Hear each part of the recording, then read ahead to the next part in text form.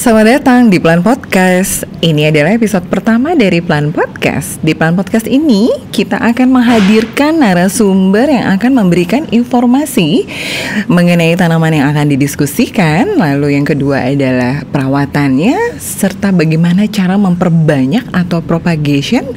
Dan yang terakhir adalah tips and tricks dari beliau. Nah, ini adalah hal yang pasti paling akan ditunggu-tunggu oleh sahabat podcaster semuanya.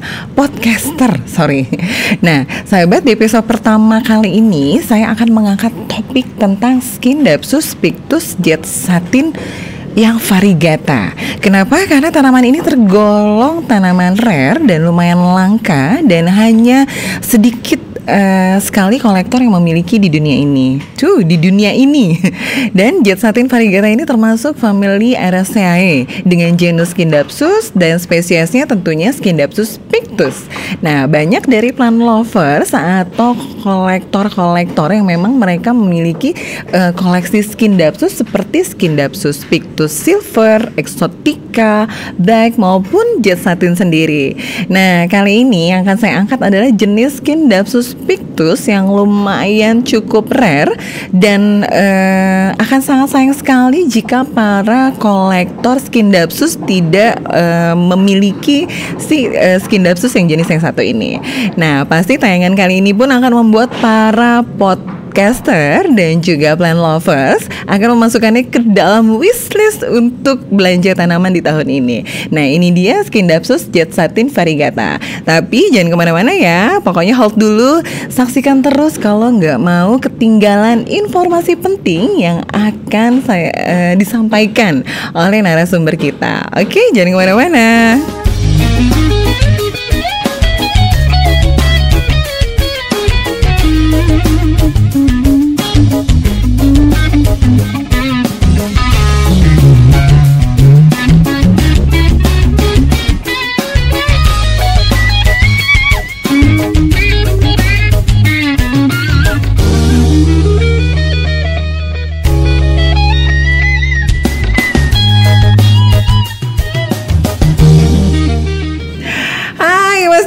Hai, Enggal. Aku antusias banget nih pokoknya hari ini. Mas Jaya, apa kabar? Baik sekali, sehat ya? Sehat. Soalnya kelihatan banget dari wajahnya selalu segar dan bugar. Nah, iya, Mas Jaya, pokoknya kita berharap pokoknya tahun 2001 ini kita selalu sehat, amin, bahagia, amin, terus udah gitu semakin sejahtera dan semakin berkelimpahan. Amin, amin. Oke, nah plant lovers dan podcaster ya. Nah, Mas Jaya ini adalah seorang plant lovers juga. Terus udah gitu beliau juga kolektor. Dan tentunya sebagian plant lovers pokoknya udah tahu ya, Mas Jaya ini ya, beliau itu adalah owner dari Plantarium Indonesia. Nah, Plantarium Indonesia. Nah, Mas Jaya, sebelum aku jauh lebih banyak berbicara ke depan nih ya, kita diskusi ke depan, perkenalkan diri dulu dong. Nama saya Jaya. Saya ownernya Plantarium Indonesia. Plantarium itu dari 2016 kemarin kita bentuk, kita buat, ya kan? Kenapa? Karena kita ngelihat ke depannya ini tanaman ini akan jadi sebuah prospek bisnis yang bagus juga buat teman-teman yang menjadi jual beli ya. Dan salah satu tujuan kita juga lebih ke arah untuk bagaimana cara kita dapat tanaman-tanaman dan memperbanyaknya lagi ke depan. Wah, budidaya ya. Ya kan. Jadi kita nggak ketinggalan juga dengan negara-negara lain ya, orang-orang. Jadi tanaman-tanaman yang baik dari luar maupun dari sini bisa kita perbanyak lah. Dan teman-teman yang yang penghobi atau pencinta tanaman juga jadi lebih mudah untuk mendapatkannya. Wah, keren gitu banget. Tujuan yang sangat mulia loh, plant lovers. Jadi kalau Mas Jaya sendiri suka tanaman tuh sejak kapan sih? Kalau bicara karena laki tuh jarang loh, Mas. Iya. Banyak teman-teman juga kalau laki sukanya tanaman ya. Sebenarnya gini, yang namanya tanaman ini kita emang kalau saya ya sukanya tuh emang dari kecil. Karena kita pernah tinggal di Sumatera. Kebetulan orang tua kita punya kebun di sana ya, punya kebun. Itu waktu saya masih TK SD lah ya, sampai kelas 3 SD itu. Orang tua punya kebun di daerah Sumatera, kebun cengkeh. Kebun cengkeh. Jadi di sela-sela kebun cengkeh itu itu ada pembatas-pembatas. Nah disitulah saya praktek tanaman, diajarin pohon sama orang cengkeh tua itu saya. besar-besar kan ya Mas ya? Iya, pohon cengkeh kan besar, Oke. tapi dengan jarak yang ada jaraknya dari satu pohon. Nah di antara ada pematang lah istilahnya. Nah disitulah ditanam palawija seperti kayak semangka, Wow. singkong, Wah, terus enak tebu, ya. Ada pohon-pohon tomat, cabai dan sebagainya lah. Ya lebih banyak palawija kayak gitu. Palawija, oke. Jadi makanya saya tahu bagaimana caranya kita sudah belajar dari kecil itu diajarin bahwa kalau nanam singkong itu matanya tunasnya harus sini, cara nyeteknya begini, nanamnya begini, gitu. Makanya sampai sekarang saya nggak terlalu sulit untuk menerapkan bagaimana cara memperbanyak tanaman, terutama kayak stek, cangkok dan sebagainya itu. Oh jadi base-nya Gitu. justru dari belajar nanam palawija waktu kecil itu ya? Iya, pada dasarnya hampir sama ya kan. Oh, oke, Bagaimana kita baik. praktek pohon pisang dia tumbuh. Nah ternyata sekarang banyak juga kan pohon pisang yang unik-unik ya. Nah, Dan saya kadang-kadang nggak habis pikir juga sih Mas ya, kayak pohon pisang gitu kan ditaruh di pot, tapi ternyata cantik ya. iya, karena unik warnanya. Musa apa? Musa Ayai Musa atau pisang Ayai ya, Mas, varigata. ya, Pisang varigata Itu ya, salah harusnya satunya. army ya tentara kita di TNI itu harus punya. Karena warnanya Gitu ya? benar-benar yang Ah, iya, benar, putih benar, hijau benar, putih benar. hijau itu keren sekali gitu. Keren banget. Jadi ya plant lovers atau podcaster emang base-nya nih Mas Jaya dari kecil banget. Jadi udah iya. bukan dididik ya, tapi memang Otodidak sengaja. ya. Otodidak. Otodidak Oke. melihat diajarin. Terus berjalan dengan waktu yang sekarang ini ya emang saya lebih senengnya ketemu sama teman-teman petani yang emang punya nursery ya. Oke. Ngopi bareng dengan mereka. Nah, itu ngopi dia. baik di teman-teman yang di Bogor, di mana di area saya ketemu sama mereka, kita ngobrol situ dengan kopi hitamnya. Wah, Ya itu cemilannya pasti. gitu loh. Tapi di situlah kita sharing. Mereka bertanya bagaimana dengan pemasaran. Kalau kita lebih saya bertanya bagaimana cara pengembangan, mendapatkan Oke, bibit. Jadi kita cara emang sharing di budidaya sini. ya, Mas, Iya, ya? kita berbagi ilmu, berbagi apa yang kita punya, ya, pengetahuan kita Oke. gitu. Karena memang berarti salah satunya Mas Jaya memang selain belajar otodidak juga ternyata juga banyak belajar dari para petani ya. Iya, Para karena petani ya, tentunya, Mas. kita nggak bisa tinggalkan. Karena kalau hanya teori, Ya, saya ketemu mereka, kadang-kadang mereka tuh tanpa ragu-ragu untuk kayak gini nih Mas ya, nih potong begini. langsung Cara praktek. perbanyaknya begini. Ketemu satu orang, dia punya ilmunya lain. Ketemu satu orang lagi, Oke, ketemu ilmunya lain. oke. Walaupun dengan kalau kita bicara lah cara perbanyak, misalnya keladi, misalnya gitu. Ternyata teori mereka berbeda-beda semua. oke. Iya, nah itu yang ternyata seperti itu. Mm-mm. Jadi masing-masing memang mempunyai cara satu yang untuk memudahkan ya Mas ya, memudahkan terus familiar dan juga disesuaikan dengan culture kali ya Mas ya. Betul Situasi, sekali. kondisi alamnya yang ada di situ. Betul ya Mas ya? Betul.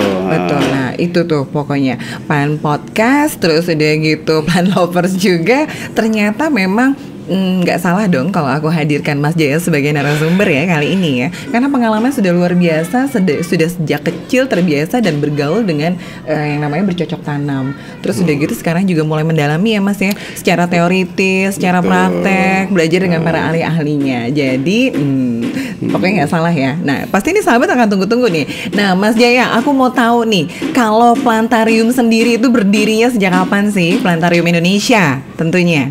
Tepatnya di tahun 2016 ya. 2016 lumayan lama ya? 2016 sebelum kondisinya Ini berarti booming memasuki ya. 5 tahun ya Sebelum boomingnya ini 2016 saya sambil mengerjakan sesuatu yang lain, saya juga membuka ini terus ya tadi. Karena sorry Mas, aku potong nih Mas. Karena aku lihat Plantarium Indonesia sendiri lebih terkonsep ya. Lebih terkonsep, terus udah gitu juga untuk pemilihan, bukan pemilihan ya, untuk aku ngeliatin koleksi-koleksi tanamannya juga lucu-lucu, seru-seru, montok-montok dan subur-subur loh. Nah itu tuh Mas Jaya yang aku mau tahu banget secara teknis sendiri gitu kan ya, dari awal Mas Jaya memutuskan untuk mendirikan Plantarium Indonesia, selain memang kegemesan Mas Jaya gitu kan ya, saking susahnya untuk mendapatkan tanaman yang cukup rare gitu kan. Nah apakah karena sulit nih jadi gue budidaya deh atau gimana deh gitu kan, itu gimana tuh Mas? Ya salah satunya ya emang harus begitu ya. Kalau saya punya tanaman yang sedikit jarang ya di pasar. Walaupun sudah banyak, tapi belum banyak sekali gitu. Saya pasti berusaha untuk memperbanyaknya. Oke. Kata orang nggak sabar, bukan nggak sabar. Saya takut bonyok. Jadi punya spare. Punya cuma satu kan, tiba-tiba dia ya Kena namanya hama alam atau ya. kenapa, Alam ya, itu betul. takdir mereka kita nggak pernah tahu.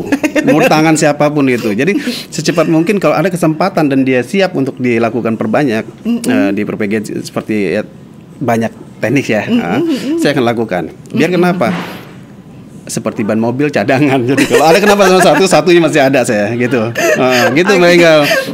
Nah itu tuh Saya sarankan seperti itu ya teman-teman. podcaster itu juga salah satu. Kenapa kalau podcaster lihat saya kok banyak banget ya koleksi-koleksi dari trading plan gitu yang kaladiumnya banyak apa kalatea ya kemarin Dimson saya punya banyak banget karena memang itu saya pakai teknisnya dari Mas Jaya nih, teknik Mas Jaya. Karena memang ketika kita memiliki sesuatu yang agak langka atau agak jarang, bagaimana pokoknya dia bisa menjadi kita punya spare ya Mas ya. Iya, punya cadangan kalau karena kalau udah mati entah nyari lagi susah. Yang pasti sih kadang-kadang tanamannya itu kan mengikuti. Jadi kata orang sih pasar gelap.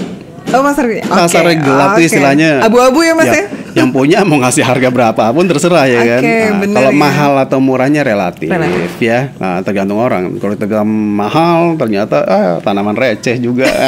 Jadi saya tergantung ya, tergantung ya Mas ya. Karena kalau udah kolektor pasti untuk yang namanya kolektor itu kan pasti mereka cari sesuatu yang jarang ataupun yang belum ada di pasar, belum terlalu banyak, mereka pasti akan kejar itu, terutama kolektor. Yang kedua, bukan dari masalah harga aja di sini, ya kan?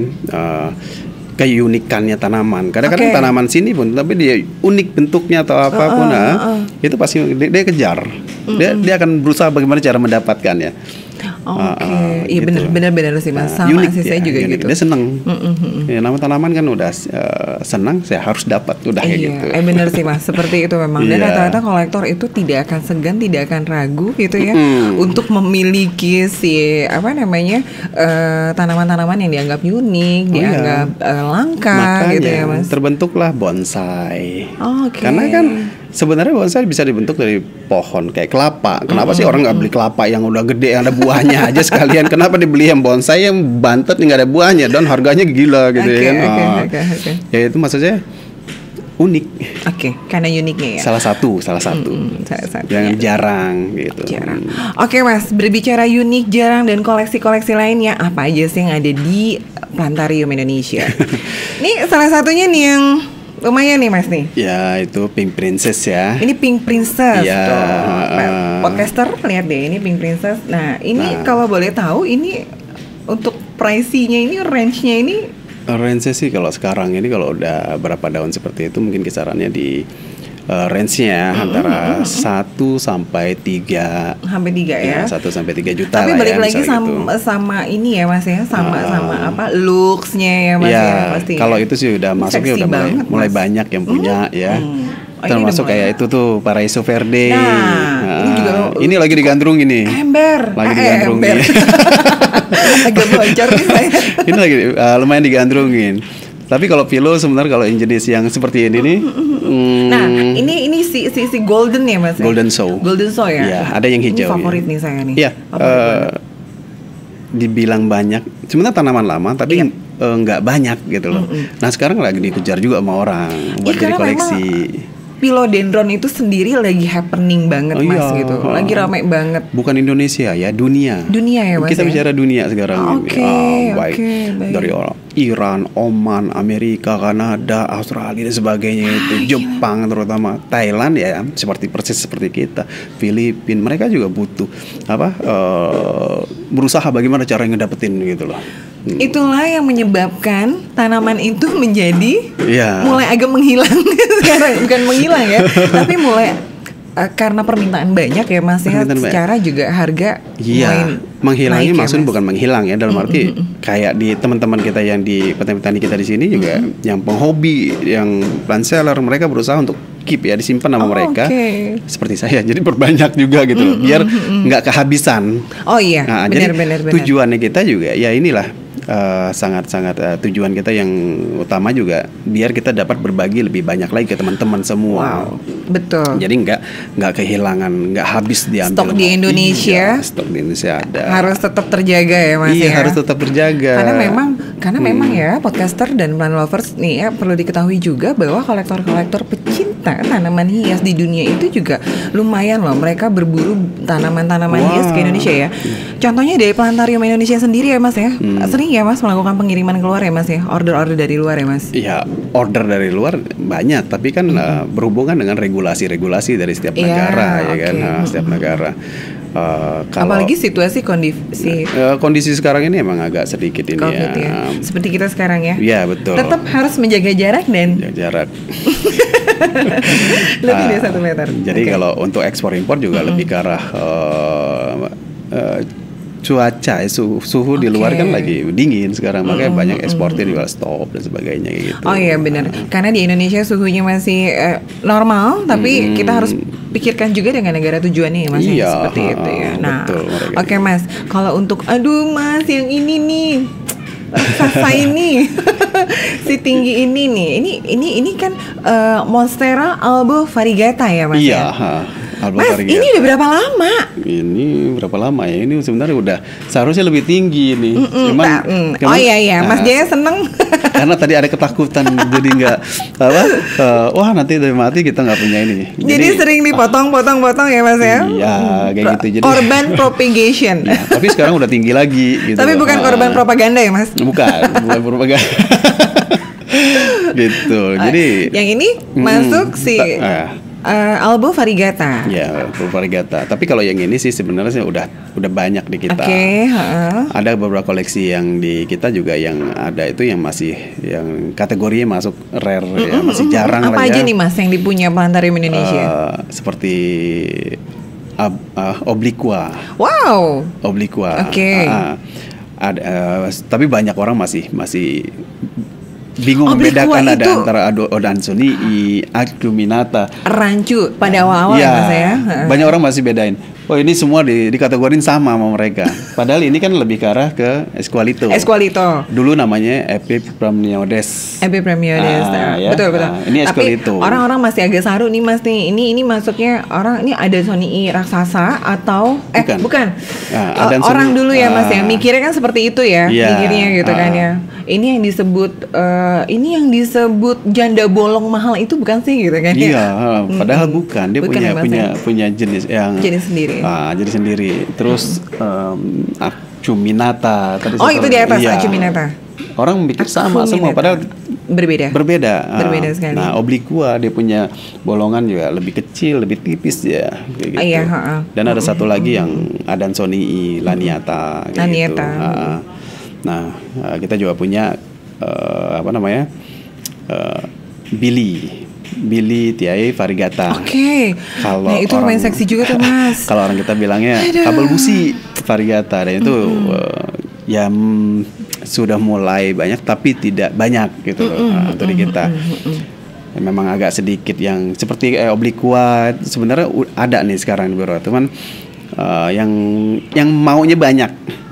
Tapi peminatnya sangat banyak, tapi itemnya atau barangnya sedikit ya Mas ya? Karena sedikit jadi harga lagi. Sebenarnya itu ya Mas ya? Harganya lagi. Cuma peminatnya banyak sekali. Jadi nilainya akan menjadi sangat tinggi karena memang jumlahnya sangat minim. Dia udah masuk di angka yang puluhan masalahnya, puluhan gitu loh ya. Mas, kalau untuk koleksi Skindapsus sendiri, karena memang Skindapsus lumayan lagi happening dan lumayan lagi banyak digemari nih Mas.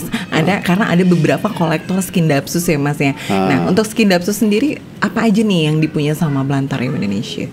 Skindapsus sih cuma kalau saya sebenarnya Skindapsus itu kan bisa kita bilang itu tanaman yang mudah sekali didapat sebenarnya. Jadi saya nggak terlalu koleksi terlalu banyak untuk yang Skindapsus yang warna-warna hijau itu. Yang ini ya Mas ya? Kalau saya senangnya ini karena warnanya unik buat saya gitu loh, unik. Seleranya luar biasa loh, Planetarium Indonesia ini. Koleksi skin dapsusnya yang unik ya Mas. Iya. Oke Mas, aku sih langsung nih Mas nih. Nah, Mas Jaya sendiri untuk fiturnya sendiri nih dari skin dapsus. Mas, ini apa sih? Skin dapsus, Pictus, Jet Satin Variegata ya? Ya, namanya panjang Mas kalau nama botani. Karena saya mencoba di podcaster ini sendiri ya Mas ya, tujuan saya salah satunya adalah untuk memfamiliarkan bahasa botani dari tanaman-tanaman kita. Karena kan memang banyak orang lebih mengenal, lebih apa ya, mereka mengenal bahasa petani atau bahasa pasar, mungkin lebih mudah ya. Padahal kalau menurut saya ya Mas, secara personal gitu kan ya, akan lebih mudah membedakan jenis-jenis tanaman itu jika kita mengenal atau mengetahui nama botaninya gitu. Betul. Oh ya Mas ya. Makanya dibikin begitu. Emang tujuannya untuk mempermudah. Tujuannya untuk mempermudah sebenarnya Mas. Jadi kalau mobil tuh kan mereknya apa, tipenya apa, serinya apa. Betul. Jadi kategori kan seperti itu. Begitu juga dengan tanaman ya. Emang tujuannya untuk mempermudah sebenarnya. Mas. Kita nggak bisa bicara, oh itu, sorry kita sebut merek lah ya misalnya. Itu Toyota. Cuman apa Toyotanya?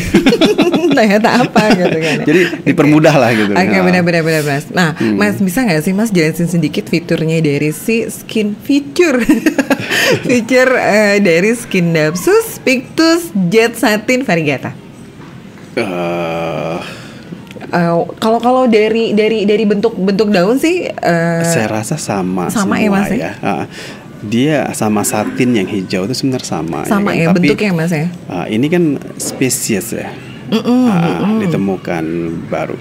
Kenapa apa namanya? Uniknya di situ. Jadi dia punya perbedaan warna. Kalau yang biasanya kan udah hijau polos gitu ya kan. Saya juga tertarik ini karena kenapa? Saya jadi baru ngeh ya. Saya cari ini. Jet Satin Variegata keluarlah di hashtag gitu. Ada dari salah satu dari orang Amerika kalau nggak salah waktu itu. Terus dia bilang, saya punya tanaman ini, saya satu-satu di dunia yang punya tanaman ini. Kalau nggak salah begitu kata-katanya dia. Terus saya lihat, loh itu kan Jet Satin saya juga punya. Gue bilang kenapa dibilang? Tapi emang di hashtag itu nggak terlalu banyak. Hanya ada beberapa ya, adalah yang teman-teman yang lain juga saya lihat mungkin nggak nyampe 30 orang atau 20 orang yang kasih hashtag itu gitu loh. Jet Satin Variegata ini ya ternyata setelah saya lihat, ternyata saya punya ya. Ternyata saya punya. Jadi saya harus perbanyak biar selamat semuanya. Jadi justru Mas Jaya itu baru ngeh ya setelah ngelihat postingan orang setelah itu. Saya lihat itu ternyata saya dapat ini dari salah satu teman juga ya kan. Dapat ini emang sih waktu itu dia bicara nih Om pelihara. Gitu. Ini Om pelihara buat Om yang penting ada akadnya aja. Ya saya lihat bagus, cantik kayak gitu. Saya belum pernah lihat sebelumnya. Tapi pada saat itu Mas Jaya udah tahu dong ini skin dapsus dan lain-lain. Oh iya tahu. Dan dia juga menjelaskan.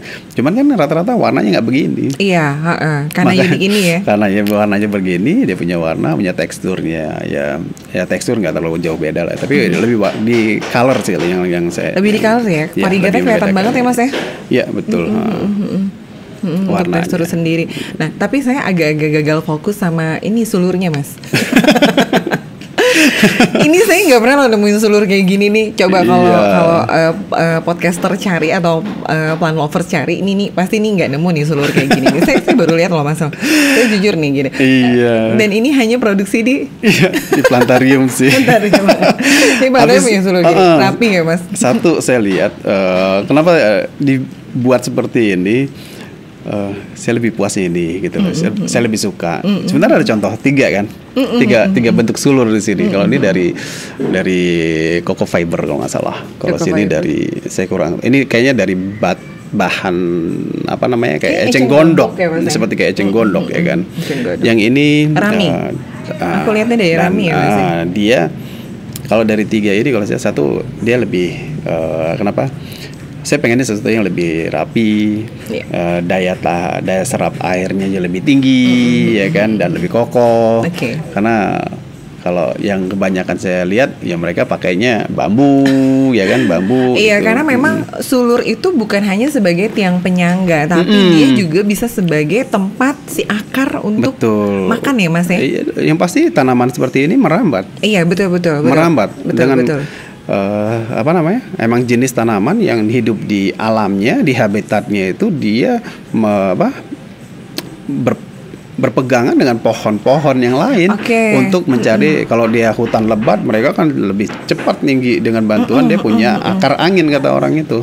Hanya tujuannya untuk berpegang, bukan parasit juga, bukan benalu mereka. Jadi hanya untuk memanjat aja. Memanjat gitu. Buat dapat matahari, biar dapat nutrisi yang lebih baik lagi. Makanya jangan menghindar matahari. Iya, salah satunya sih jet satin ini ya, Mas ya. Jet satin variegata ini. Nah, kalau podcaster perhatikan memang fiturnya itu sangat menarik sekali, tapi bentuknya memang masih sama seperti Scindapsus jet satin pada umumnya. Hanya saja memang yang ini adalah yang jenis variegatanya. Nah, aku nih penasaran banget. Ini pasti nih korban korban dari kegemesan propagasi ya, Mas ya. Propagationnya dari Mas Jaya. Nah, Mas boleh dong nanti praktekin. Oh iya, boleh. Mungkin kalau yang ini udah nggak bisa kita perbanyak, tapi kan yang ini nanti ya kita perbanyak yang ini nih. Oke, baik. Sebenarnya ini warnanya mewah sekali. Tapi apa boleh buat, saya juga harus mempertahankan dia. Tapi bukan terpaksa karena saya kan ya, Mas ya? Bukan. Tapi karena memang udah niat ya, Mas. Tapi ya pas momennya. Pas momennya. Mbak Enggal datang, saya juga emang udah saya siapkan sebenarnya ini dengan medianya, dengan tempat dia berpijak semua, berpegangan ya. Nah tuh pokoknya ya podcaster, spesial banget edisi kali ini kita bakalan ngelihat bagaimana proses untuk propagationnya. Nah tapi nih Mas Jaya nih, biasanya ya orang kalau tanaman ren itu eman-eman disayang-sayang, tapi kalau Mas Jaya ini si owner Plantarium Indonesia ini nggak ada rasa takut ya, Mas. Nggak ada rasa takut. Disitulah saya belajar bagaimana caranya untuk tidak mempunyai rasa takut memangkas atau melakukan propagation. Nah, oke nih Mas, sebelum aku masuk ke teknis atau proses propagation ya Mas, untuk perawatannya sendiri si Scindapsus jet satin variegata ini termasuk tergolong susah, sulit atau gimana? Kayaknya kalau dari jenisnya enggak harusnya ya Mas ya. Seharusnya dia sebenarnya tanaman mudah ya. Tapi kalau dia punya zat hijau daunnya itu komplit ya, hijau full gitu loh ya. Karena ini kan sifatnya seperti kayak tanaman yang kekurangan klorofil ya, misalnya gitu ya. Jadi emang kita harus sedikit ekstra hati-hati, lebih memahami lagi. Untuk mungkin kalau Scindapsus yang hijau kita tempatkan dengan dapat matahari yang 1 jam atau apa, mereka oke. Tapi kalau ini saya belum terlalu berani untuk dia dapat simat langsung gitu loh. Saya belum berani nyoba karena kan kalau saya coba nanti dia hangus kan, saya berasa gitu, tahu sendiri kan. Karena ya ini Menggal ya. Tanaman ini dari saya yang dapat sekitar nggak jauh ya, dalam waktu cepat tuh dia punya harganya langsung nanjaknya luar biasa. Gitu. Ini kira-kira berapa tahun sih Mas? Kalau ini kan baru ya, hitungan bulan kalau saya. Tapi udah mulai diperbanyak ya Mas ya? Udah mulai ada yang perbanyak, saya juga perbanyak.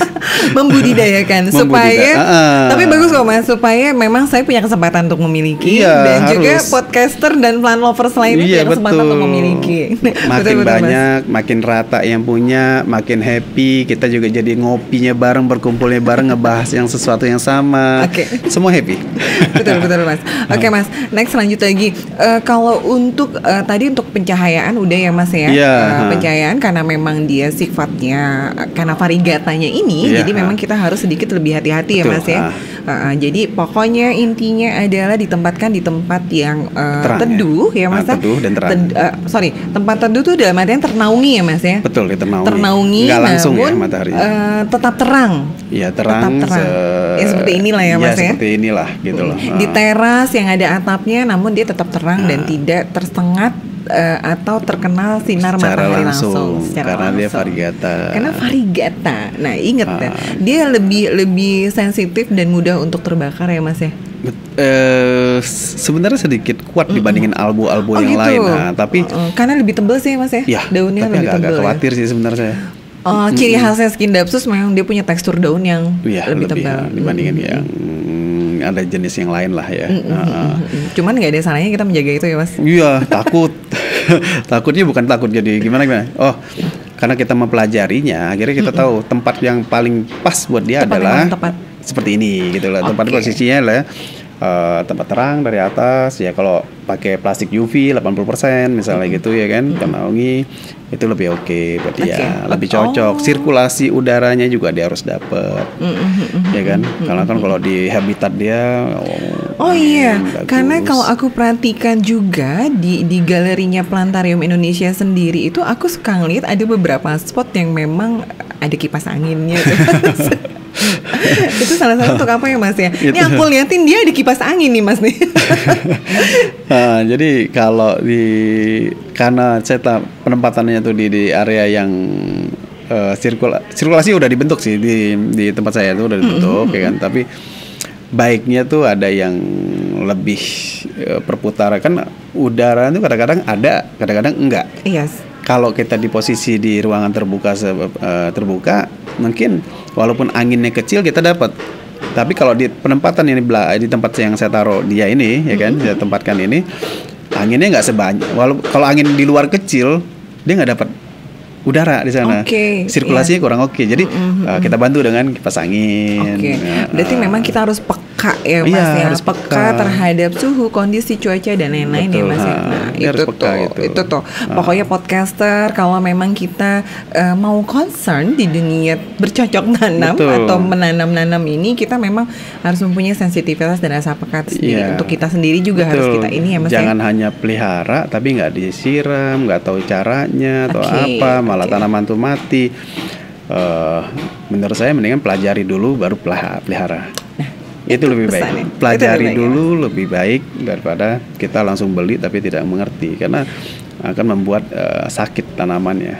Sama Mas, sakit juga ketika tanamannya mati, kita sakit juga Mas. Dia juga sakit tuh. Uang. Oke Mas, sebelum kita lanjut ke media tanam, kayaknya kita harus nikmati ini dulu nih Mas. Ini adalah teh tarik nih. Siapa yang bikin ya ini? Mas, ini saya tertarik sama cangkirnya. Ini rare juga Mas. Lumayan rare sih kalau lumayan rare. Karena peninggalan dari puluhan tahun dulu. Oh, ini koleksi yang rare juga. Koleksi yang nggak pernah. Ya, tapi dari orang tuanya. Oke, kita orang rasain tua. Nih, Mas. Dari tadi nih Mas, sepanjang kita ngobrol, kita tuh aku selalu mendengarkan ketukan atau metronom, taktuk taktuk taktuk gitu. Itu suara apa sih Mas? Itu aba-aba. Itu aba-aba itu. Itu aba-aba ya Mas ya. Aba-aba aku itu. pikir itu metronom Mas. Oke Mas, itu mungkin mereka lagi sibuk. Jadi podcaster mohon maaf kalau agak sedikit mendengar suara taktuk taktuk ya. Itu aba-aba Mas. Oke Mas, lanjut tentang media tanam. Kalau aku lihat di sini media tanam ini yang digunakan adalah lumut ya Mas ya. Iya betul. Nah, kenapa Mas menggunakan lumut di Skindapsus jet satin variegata ini? Pertama, kalau kita main ke gunung, ke hutan atau apa ya, di hutan lah terutama, habitatnya tanaman ini berdampingan dengan lumut. Betul. Ini. Iya. Kalau ini saya pakai lumut hidup karena masih mudah saya dapatkan dari teman-teman dari daerah Bogor ya. Saya dapatkan masih. Tapi kalau yang buat teman-teman yang di Jakarta yang tidak punya channel untuk yang mendapatkan ini, ada kok yang jual beli namanya Sphagnum.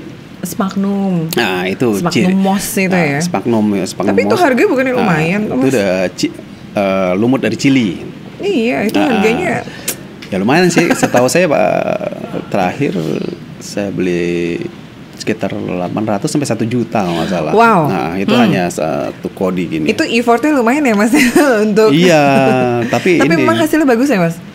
Sama kalau menurut saya, tapi lebih bersih dia. Lebih bersih. Karena dia mati, bukan hidup. Karena kondisi. Iya, kalau ini makin lembab dia. balapan hidupnya. Dia juga makin cerah, makin bagus dan sebagainya. Oh gitu. Oke. Iya, dia cerah bagus. Kalau untuk dia mengganggu nggak untuk pertumbuhan tanaman Iya. pokok yang kita tanam?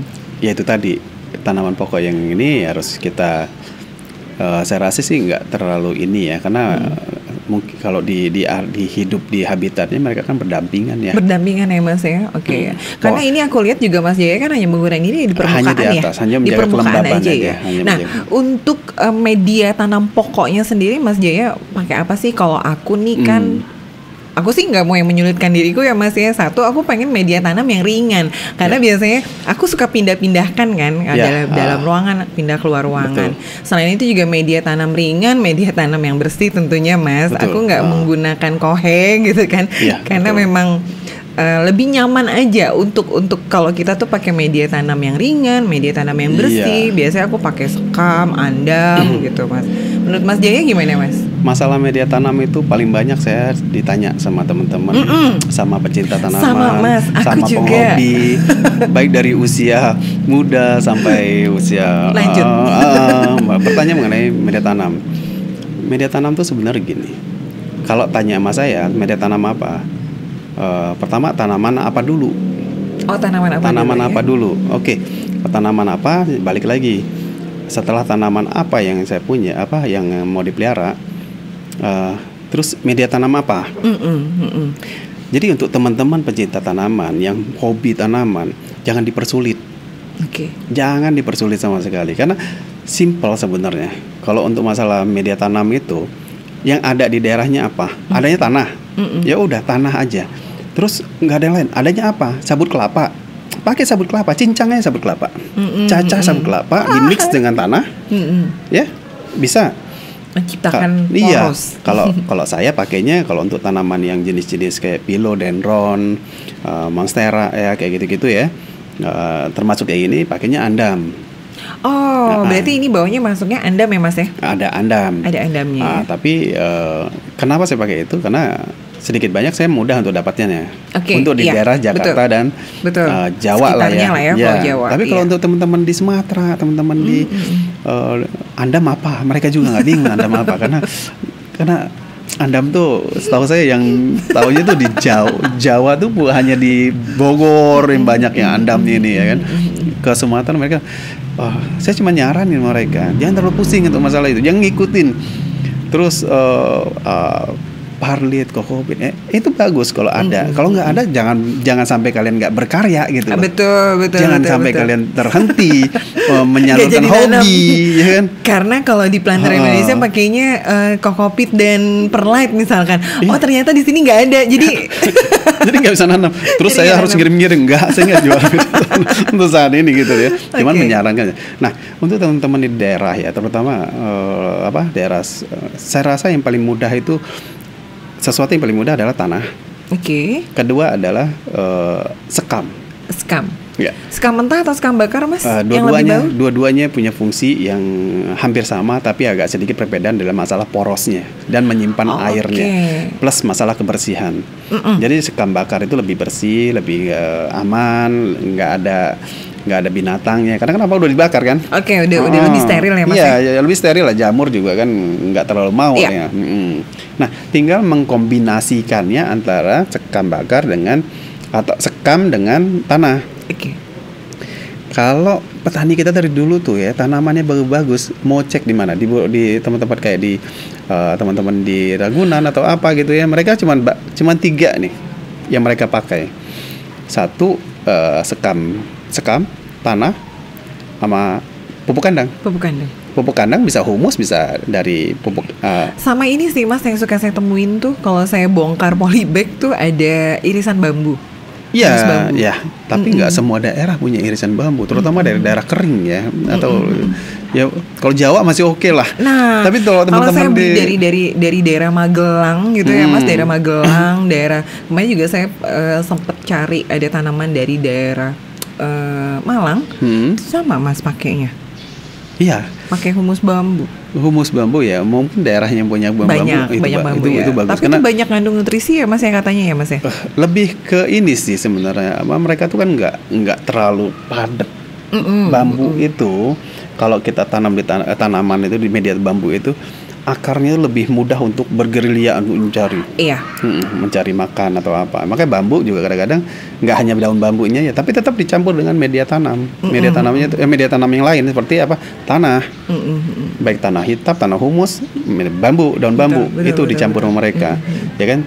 Biar apa? Buat mengikat sebenarnya fungsinya. Oh iya, karena harus ada yang memadatkan ya Mas. Betul, ya? harus padat gitu. Jadi untuk pencinta tanaman ya, penghobi tanaman baik yang baru, terutama yang baru ya ini ya.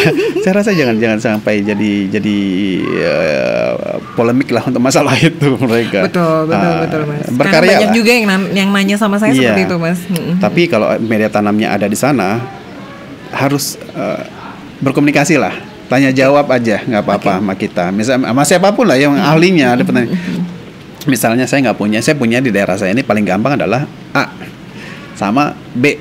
Ya udah. Saya nggak ada yang ternak kambing, sapi, ayam dan sebagainya di daerah saya. Berarti nggak ada kohe, ya. Oke. Udah itu tinggal pilih aja. Karena yang diperlukan itu adalah cuman media tanam. Media tanam bicaranya adalah kohe nggak masuk media tanam karena itu bukan nggak masuk maksudnya.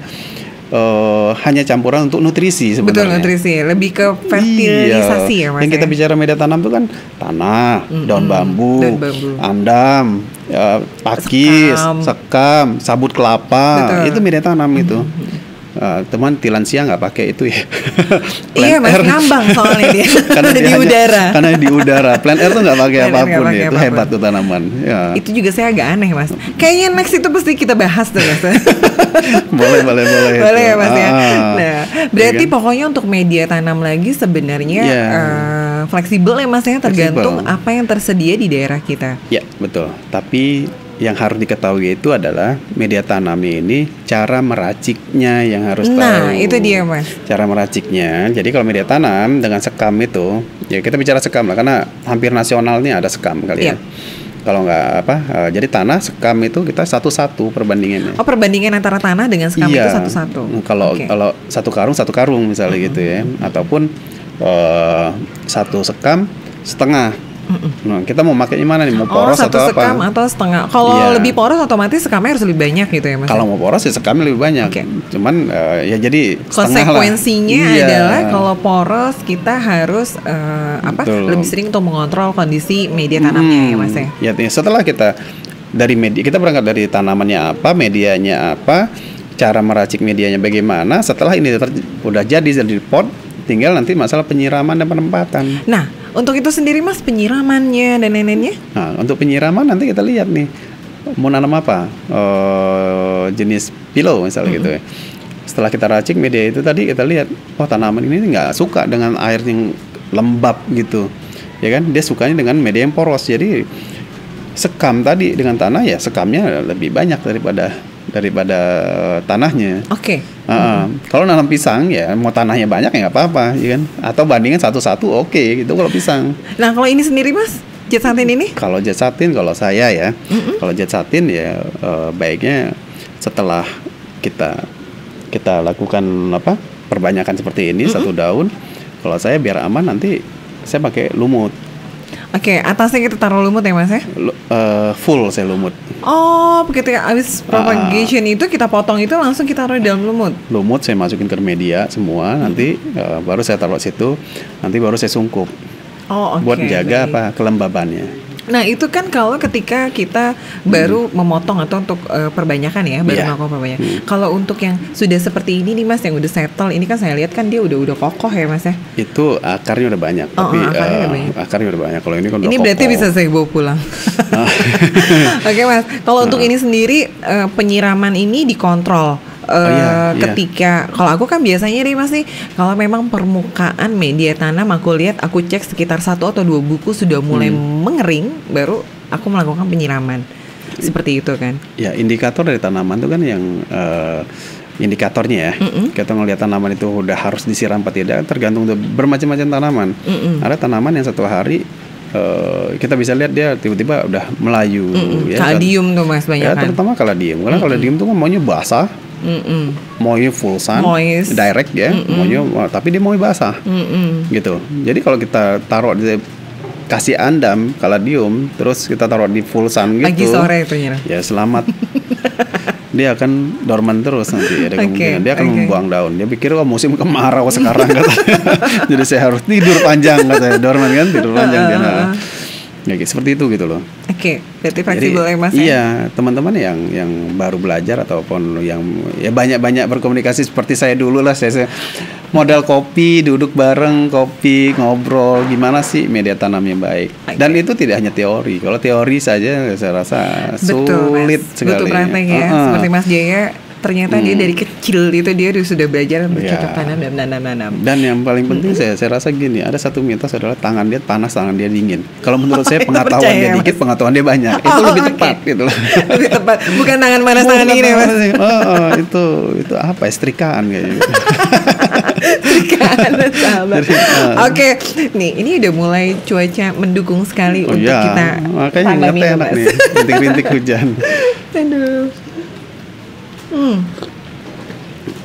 Mas, kalau tadi aku ngelihat Mas Jaya itu nggak pernah ragu dan nggak pernah takut untuk propagation. Nah, Mas Jaya sendiri pernah nemuin kendala nggak sih hama nih dalam pemeliharaan Scindapsus pictus jacksatin variegata? Susah banget kan namanya Mas. Belum familiar kan? Agak-agak. Saya lumayan cukup belajar banyak Mas. Kayak orang mau ujian skripsi besok. Masih banyak yang nahan, belum mau jual. Gitu ya Mas ya? Karena dia merasakan mau memperbanyak dulu. Kalau mereka lepas, yang ada diambil pindah ke mana nanti dia nggak punya lagi kan susah. Berarti Plantarium Indonesia pun nggak jual dulu ya Mas? Ya begitu. Begitu lah ya.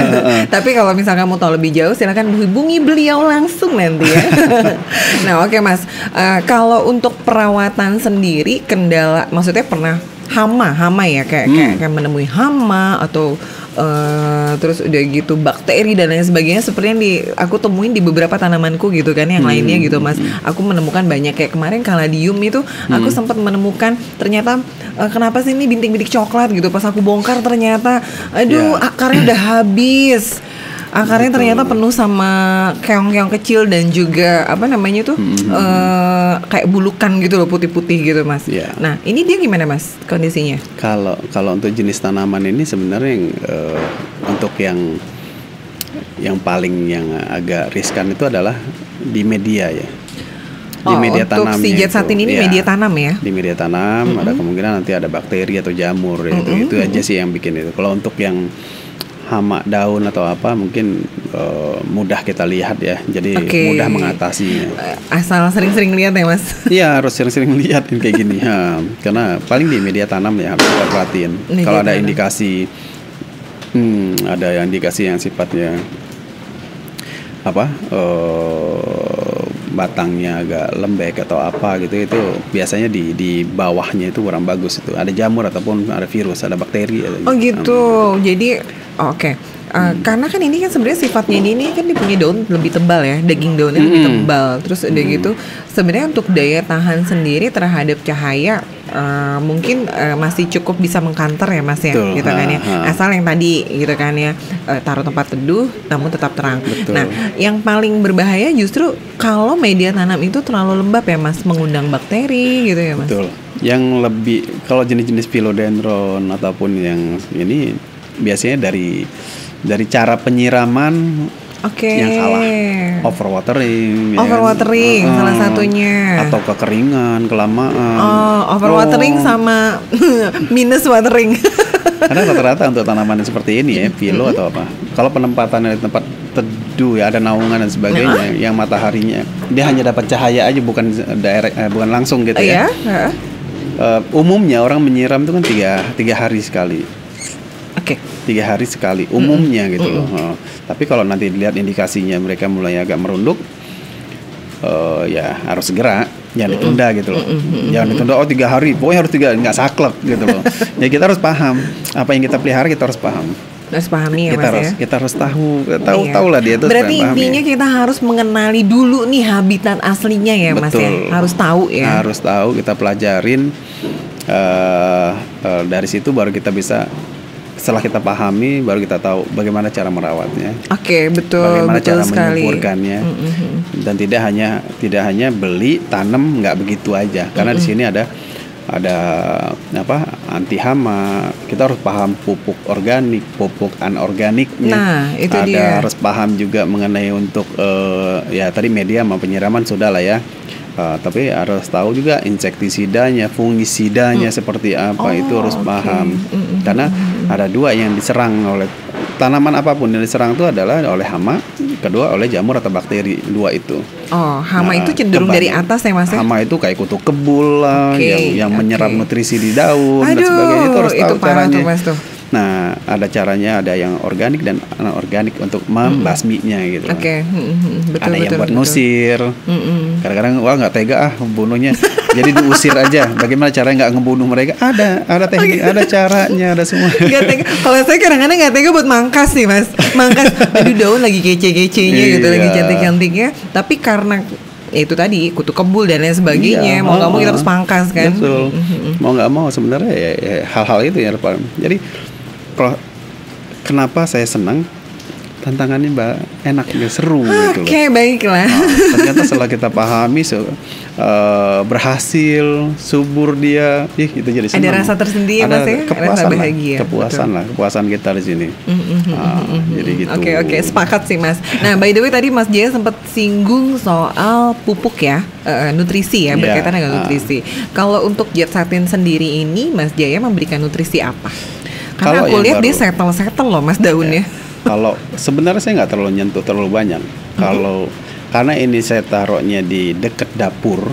Oh, oke. Jadi istri saya habis cuci beras langsung disiram sama dia. Itu sebenarnya bagus ya Mas ya? Itu bagus. Yang namanya saya nggak ngerti Mas, itu kenapa ya Mas? Itu turun temurun sih Mas. Itu B1. Oh, B1 alami, organik. B1 alami, organik itu sebenarnya B1 yang kena ya, mungkin yang diciptain B1 yang sekarang itu berangkat dari B1 itu kan. Kayaknya itu isinya air beras semua sebenarnya Mas. Iya. Padahal udah mungkin kata tanamannya, kok dikasih air beras terus ya aku sih. Kok nggak dikasih yang lain sih, keju kayak keju. Tapi itu B1. Biasanya buat merangsang akar. Makanya tanaman ini baru fresh cutting. Simpen sungkup sampai proses dia nanti keluar serabut itu ya. Kenapa saya kan tanamnya nanti di fresh cutting itu saya taruh di ada wadah gitu, disungkup ya kan, sampai nanti dia keluar akar tipis, ada akar kecil, udah yang akarnya putih-putih itu ya Mas. Baru nanti pindah ke satu tempat lagi. Nah, disitulah proses kita mulai ngasih nutrisi yang sampai terbentuk ya. Nah, waktu kita pemotongan pun sebenarnya ada nanti kalau kita nggak punya perangsang akar dan sebagainya, tapi kita bisa bantu dengan B1 tadi. Itu kan bisa B1 itu. Oke, Mas Jaya. Untuk perawatan aku rasa sudah komplit banget. Pasti podcaster sama plant lovers nih udah mendapatkan ilmu yang cukup banyak banget untuk perawatan. Nah, aku nggak sabar banget, dan pasti mereka juga nggak sabar untuk proses teknis propagation si tanaman rare ini Mas. Perbanyakannya. Yuk Mas, yuk kita coba praktek ya Mas ya. Ayo. Aduh, aku deg-degan banget. Jadi tadi ternyata nih podcaster, Mas Jaya itu udah menyiapkan ini. Ya. Mas, ini lumut yang tadi ya? Lumut yang Mas Jaya bilang ya? Dia makin dia buat menjaga kelembapan, saya sih pakainya ini nih. Ya. Tapi sebelumnya saya mau pakai. Ini lokal ya Mas? Saya sebelum megang Jet Satin saya mau pakai ini dulu, Mas. Sarung tangan dulu ya. Harus Mas. Tolong. Oh iya, Mas. Ya. Ini saya bingung kenapa ada ginian ya Mas. Itu buat minuman boba. Ini saya tahunya juga gitu. Ini buat menikmati minuman boba. Dan ternyata ini ada dua loh. Mas, yang mau dipotong yang mana nih? Yang ini pasti. Oke, baik. Nah, kalau itu nggak bisa dipotong lagi dua. Aku gemes banget. Gemes banget nih Mas. Kita perbanyak ya. Saya deg-degan loh Mas. Kayak mau ketemu pacar. Ya, sebelum kita mau perbanyak semua ya kita harus siapin dulu perlengkapan ya. Sebenarnya simpel aja. Oke. Nah, yang pasti saya pakainya ini. Saya coba untuk karena habitat mereka di alam berdampingan, saya coba pakai ini aja. Karena dengan pengalaman saya dengan yang jenis pilo atau apa ya, seperti kayak Pastazano, Mamei dan sebagainya, ya kayak gitu jenis-jenis gitu. Kalau pakai media ini ya mereka bener Mas, lebih termasuk kayak jenis-jenis Syngonium dan sebagainya itu pakai ini tumbuh dia bagus. Nah, gitu. Siap Mas. Oke. Tentunya nih ya podcaster yang harus dipersiapkan adalah salah satunya media tanam, terus tempat untuk menempatkan. Ini aku sebenarnya lagi bingung nih dia mau makein, tapi kita lihat aja ya. Kita lihat aja jadinya gimana gitu. Saya taunya ini isinya orange juice. Nah terus udah gitu tentunya pisau yang harus tajam dan steril ya Mas. Udah, ini pisau kita harus tajam ya. Seperti kayak Mas itu kayak buat pisau operasi Mas. Emang ini khusus untuk yang tanaman-tanaman kecil saya pakainya ini karena satu biasa. tajam. Sangat tajam ya Mas ya? Karena kita harus berkaca. Kalau motong hewan pun harus tajam. Kalau nggak tajam kan kasihan dia digorok-gorok kayak gitu kan. Betul. Gitu. Nah biasanya steril ini dengan alkohol aja udah cukup. Ini sudah saya kasih alkohol biar dia steril ya. Nah biar aman di tanamannya, nggak berbahaya lah buat tanamannya sendiri. Boleh Mas silakan agak digeser mic-nya juga nggak apa-apa Mas. Atau mic-nya dipotong juga nggak apa-apa. Jadi pohonnya aja boleh ditarik Mas. Iya. Nah ini ya, ini saya buka dulu. Emang ini udah saya persiapkan. Ini kenapa disungkup gini Mas? Karena di setiap ruas-ruas itu ada akar angin. Betul. Akar angin. Dengan karena ini sifatnya merambat kan? Ya, dengan ini akar angin itu nanti lebih mudah untuk tanaman sifatnya. Kalau dia bungkus begini, akar itu akan lebih mudah mengeluarkan akar. Paham. Oke, paham Mas. Itu. Tapi sebenarnya kalau ini belum terlalu lama saya bikin seperti ini. Karena paling sekitar berapa lama ya? Sekitar ya nggak nyampe sebulan lah. Tapi memang harus dipotong ya. Banyak orang yang agak-agak salah juga sih Mas ya menggolongkan si Scindapsus ini. Ada yang bilang potos, padahal ini adalah genus sendiri lah Mas ya. Iya, mereka sendiri ini, lain lagi, bukan Aduh kayak. Mas, deg-degan saya kayak buka kado Mas.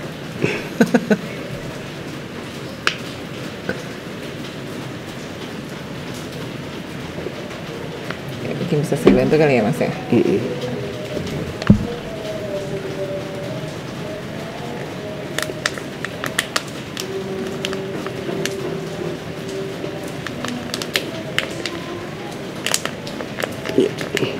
Tarik aja. Sip. Oke. Nah, di sini kan ada akar anginnya ya. Kalau lihat. Iya. Ditunggu ya Mas ya? Ada akar anginnya di sini nih. Jadi dipancing biar lebih cepat gitu. Oh, jadi akan lebih baik kalau misalkan kita memancing si akar anginnya itu dengan menyungkup dengan si moss ini ya Mas ya? Betul, jadi dia naluri lah ya. Oke. Jadi kalau ada kayak itu jadi berpegangan gitu loh naluri mereka. Yap. Nah, aduh Mas deg-degan Mas. Jadi, kita juga motong harus hati-hati. Karena di setiap ruas begini. Ini ya. Kita lihat. Jadi setiap buku ada daun di sini, ini ada mata tunas nanti. Iya. Di sini. Jadi kalau kita motong, ini ada mata tunas ini di daun ketiga ini. Ini kan daun pertama, kedua, ketiga. Nah betul. Di sini nih di antara daun ketiga sama kedua juga ada mata tunas. Oh iya betul, betul Mas ya. Di mata keempatnya ada tunas. Iya. Jadi kita motongnya jangan persis di dekat bawah sininya, jangan di sini kita motongnya. Kita motongnya harus di sini nih. Oke. Aduh lemes. Biar mata tunasnya nggak sampai kena. Ini mic saya singkirin ganggu aja. Boleh. Gak apa-apa kok. Oke. Ini saya juga pegangnya harus pelan-pelan. Oke, itu posisinya di tengah mata tunas ya Mas ya? Di sini nih. Itu pas ada akar baru nih Mas kayaknya Mas, yang Mas pegang. Bukan ya? Salah. Saya GR Mas. Saya biasa ngeliat bakal. Akar tuh di sini nanti. Ini. Oke. Nah, jadi ini saya potong di sini. Sebelum potong kita baca dulu Bismillahirrahmanirrahim.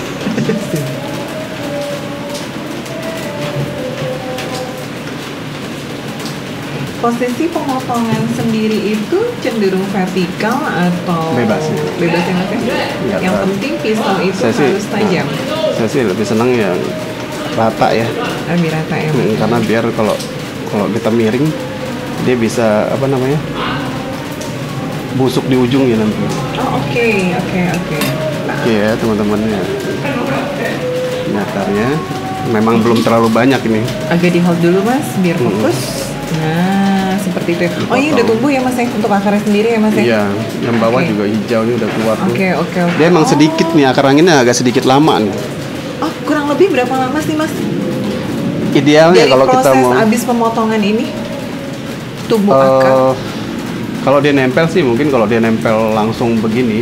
Cuman kalau nempel begini nanti saya motongnya susah karena akar tuh harus cabut lagi dari sini. Betul. Lengket dari sini. Jadi saya bikin seperti ini. Tadi ya, seperti itu ya.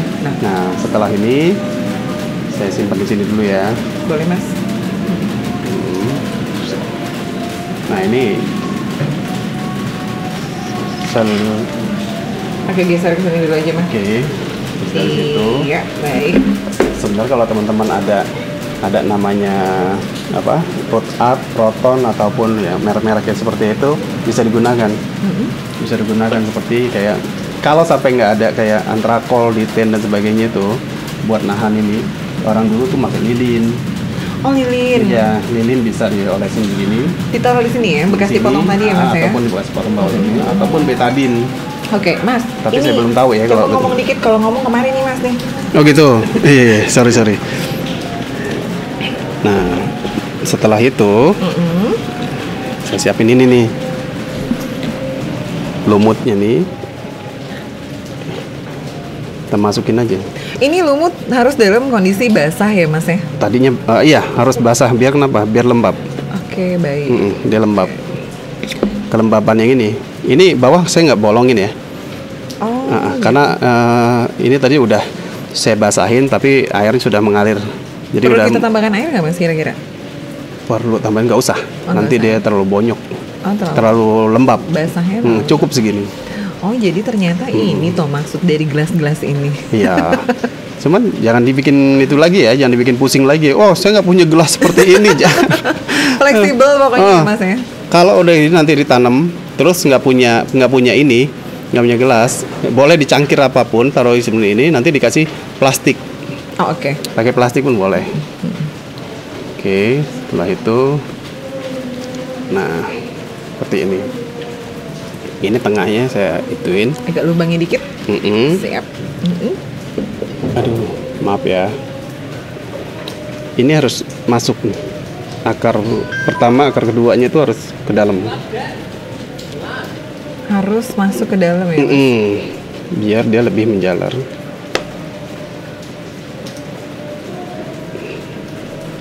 Nah, sini teman-teman langsung bisa. Oke. Wah. Kurang. Tambahin lagi ya mas ya? Iya, biar agak sedikit padat. Dia harus padat. Aku baru mau nanya. Jangan terlalu padat banget tapi. Jangan terlalu padat banget ya. Yang penting dia bisa bernapas lah. Oke. Oh iya, karena memang si akar-akar sendiri itu harus lebih leluasa untuk dia lebih mudah menyerap oksigen. Betul. Ya mas ya. Karena kenapa saya pakai ini dan cangkirnya cangkir yang tinggi. Nah itu mas, kenapa harus yang tinggi? Kan ada yang pendek. Ya, kenapa itu? Nah, aku nanya mas, biar kenyang. Kalau saya ini logika saya aja ya, logika saya aja selama saya pakai ginian nih. Jadi karena dia ini kan bukan makanan dia nih.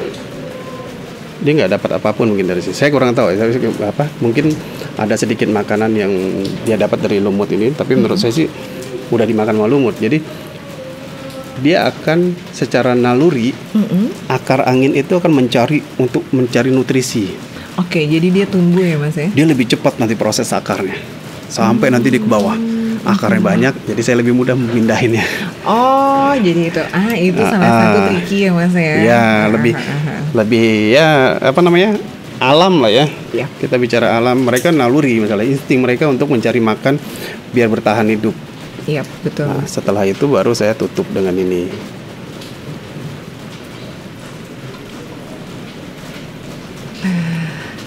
Ternyata seperti ini.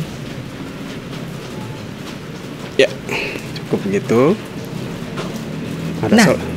Kalau udah seperti ini biasanya itu Gampang banget ya, ini kayak namanya plantarium. Akuarium. Oke Mas. Terrarium Ya Mas. Terrarium. Dan ini apa namanya? Setelah seperti ini biasanya kita tempatkan di tempat yang teduh, tidak terkena sinar matahari. lebih baik teduh. Cahayanya juga nggak usah terlalu, ya cukup bawah naungan, di dalam rumah boleh. Dalam rumah ya Mas Iya, ya, cenderung dalam rumah. Pokoknya aman dari gangguan. Setelah itu baru dikasih ini biar kedap. Jadi udara yang tadi di sini basah kan, yang di lumut ini basah, nanti mereka menguap turun lagi, jadi terjaga nih. Oke, jadi kebutuhan airnya sendiri itu justru dari dia sendiri. Betul, ya Mas. Kita nggak perlu menyiram karena dia. Karena saya nggak bisa itu isolasi. Oh baik. Oke. Karena dengan apa namanya? Sorry. Karena saya akan tutup ini. Oke, baiklah. Secara rapat, dan dia nempel juga di sarung tangan ini, saudara-saudara. Hari ini kayaknya agak-agak ngelawak Sri Mulat nih. Oke, baik. Nah, ya seperti itulah. Nanti saya copot, saya akan pasang. Mbak, saya praktekin dikit ya Mas ya. Iya, nah itu. Ini saya bakalan praktek nih di rumah nih Mas. Kayak gitu. Oke. Ini fungsinya agar dia menjadi kedap dan embun ya, embun Betul. yang dihasilkan dari si lumut-lumut ini. Iya, lumut itu menguap nanti balik lagi ke bawah. Oke, dan ini berapa lama sih Mas proses seperti ini tuh hingga akar-akarnya itu akan tumbuh ya? Yes, aman lah ya untuk dipindahkan ke media tanam. Untuk amannya mungkin sekitar 1,5 bulan lah. 1,5 bulan. Ya, kalau ini saya lihat ini pertumbuhan daunnya per setiap 1,5 bulan daunnya keluar pucuk baru. Jadi lumayan agak cepet ya Mas ya? Ini saya dari 2 daun, kayaknya lebih deh, 2 bulan deh kayaknya.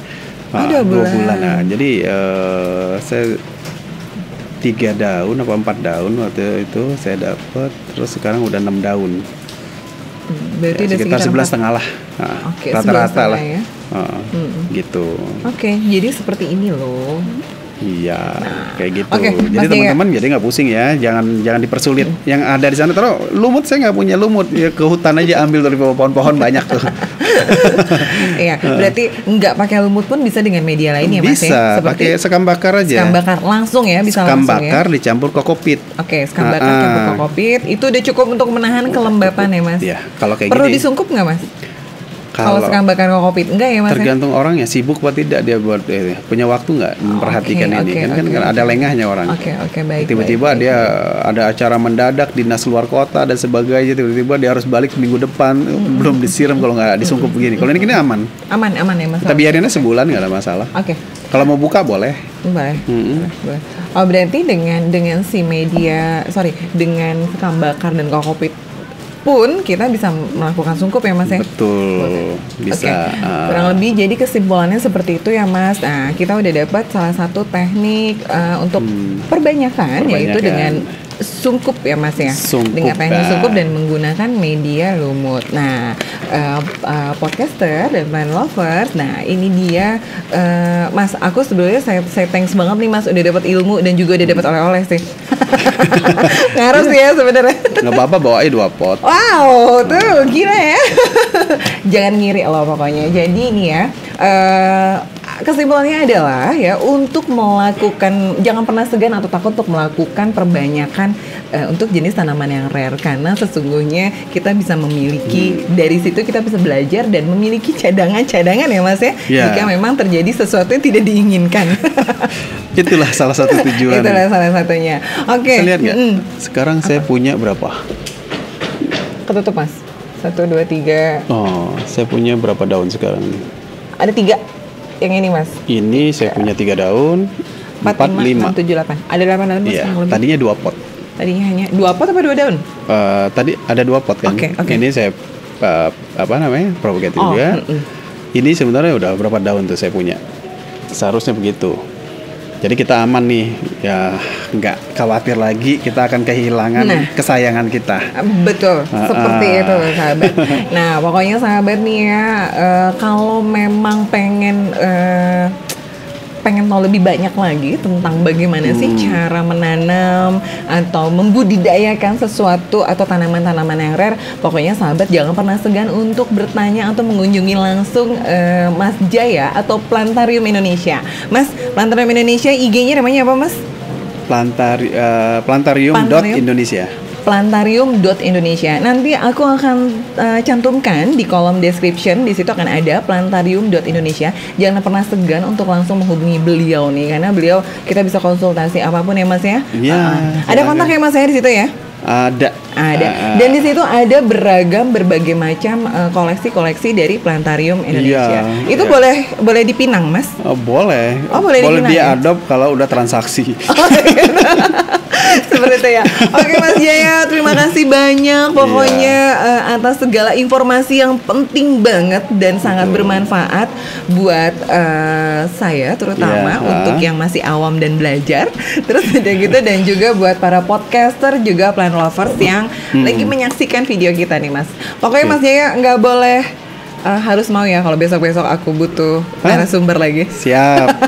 Ready kok, apa-apa. Ready ya, luar biasa tuh. Nah, pokoknya aku terima kasih banget juga. Mungkin nanti kita bikin propagation dalam bentuk yang lain ya. Aku sih tertarik yang ini nih Mas. Oh iya, nah, boleh. Yang ini ya Mas, ini Monstera albo variegata. Nah, pasti kalau memang misalkan podcaster atau plant lovers pengen banget aku kupas tentang Monstera albo variegata ini plus propagationnya ya. Nanti boleh ya Mas ya? Boleh. Mas Dia sudah bersedia. Pokoknya komen di kolom komentar, oke? Nah, Pak Podcaster, terus udah gitu trending plant lover, semuanya terima kasih banyak sudah menyaksikan episode pertama dari Plant Podcast. Nah, pokoknya jangan pernah segan untuk membubuhkan di kolom komentar kira-kira mau tanaman apa aja sih yang besok kita ulas atau diskusikan gitu kan. Atau dengan aku harus memanggil narasumber yang satu ini lagi ke Plantarium Indonesia, monggo silakan. Pokoknya jangan pernah segan-segan. Oke, pokoknya tetap jaga sehat dan sukses untuk kita semua. Dadah.